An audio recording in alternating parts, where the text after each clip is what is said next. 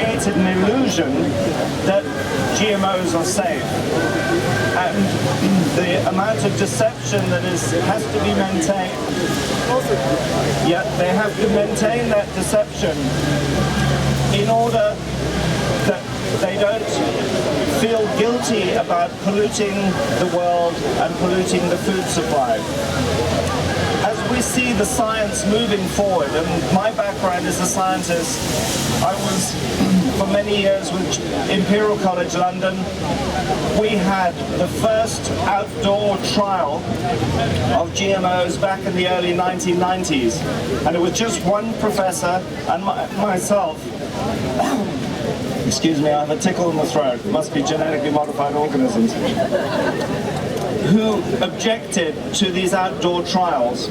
And it was at a time when scientists were saying, you've got to do this because we need to find ways of supporting 9 billion people in 2050. As the years have progressed, so has the science in many areas.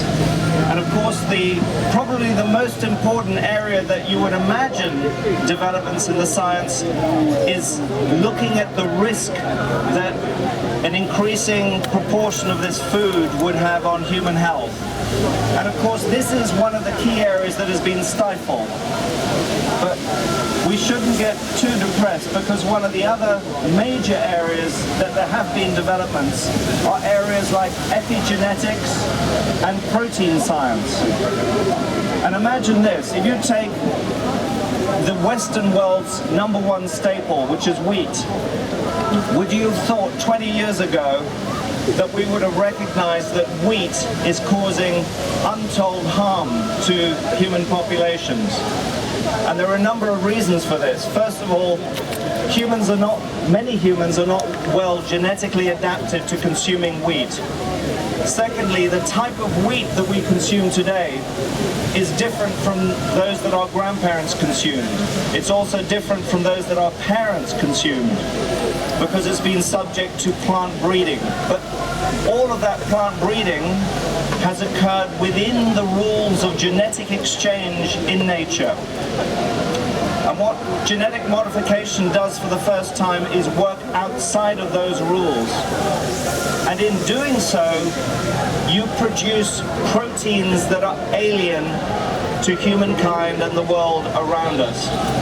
And the more we look at the way in which the science of epigenetics has been moving, the more we realize the potential for harm. And that's why if you look at, say, Dr. Arpad Pushtai's work, or that of Seralini's more recently, there has been an extraordinary effort to discredit the science that shows very significant harm of exactly the type that you would imagine that's being caused by these alien proteins that are coming from the crops that we consume. We already have a situation where 85% of the animal feed consumed by livestock in Europe is genetically modified. And unfortunately, the animals don't get a choice. They do have the compulsory warnings on their labeling that the farmers can choose to read. And it's only the work of people like Ibs Pedersen, the Danish pig farmer, who's decided to compare the effects on his animals of the GMO feed that is now the normal standard feed against more difficult to source now non-GMO feed. And he's found profound differences in the survival rate, in the lifespan, in the fertility, in all sorts of factors. So the bottom line is that we're going to be facing an increasingly difficult job of using this molecular science as a way of demonstrating that GM is harmful. And as more and more of us are beginning to realize that you can't only live a life where you are engaged in a scientific argument, because when you are Monsanto, you effectively engage in cronyism, in methods of buying science, buying public opinion, buying the kind of views that are being put out by a very significant number of scientists that have loud mouths in the media that say GMOs are safe. What I would suggest you do is, how about going to the kind of scientist that's more likely to know about the subtlety of these interactions? Talk to any of the world-leading ecologists, people who study the interaction of foods and compounds in our environment and look at the effects of those, and nearly all of them will say GMO crops is the world's largest uncontrolled experiment. And we have a situation where the European Commission now, in Europe, an unelected government controlling 28 member states and 500 million people, has a very strong agenda to get GMOs on the plate of every family throughout Europe. The only thing that stands in the way of that happening is the public. And public opinion in Europe has been stronger than anywhere else in the world. The only way they made it possible to feed most Americans with GMOs is by ensuring that they didn't know what was GMO and what was not GMO.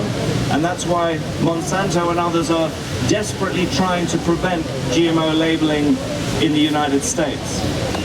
And it's a crazy situation, of course, to not be allowed informed choice. And again, the only way you can maintain that argument is to maintain the illusion of the lack of safety. So I think it's so important that we ensure that people around us, by working in communities, by sharing information, by looking at websites like GMO Cerulini, looking at John Fagan's most recent GMO Myths second edition that just came out last week, sharing that information, coming to our website at the Alliance for Natural Health, www.anh-europe.org, go to our GMO campaign page and learn about what information can be shared so that we can continue to object. We've just had the European parliamentary elections. We don't know the results yet, but engage with your elected representatives in Europe and say, we don't want it. There is already at least 40 or 50 MEPs in Europe that are very concerned about GMOs, and they need to be banging the drum in the face of the European Commission and say, hey guys, people out there don't want this. And remember that these MEPs basically want to be elected next time round, so they do care what you think. And the worst thing we can do is become politically apathetic and not engage with our elected representatives. So essentially, I want to thank everyone for being here. We need to make sure we get the word out, keep the information flowing, using social media as much as we can while it's still available to us. As you know, there are all sorts of processes that are being planned to try and shut down the use of social media for political purposes. At the moment, it's one of the most important approaches that we have for sharing information. So please keep doing what you can. It only needs a small number of people, like Margaret Mead told us over 100 years ago, to be able to make change in this world. And we must use science, but we must also use our hearts and know what we know what we need, the children know what we need, and we've got to create a safer world for the future. Thank you very much.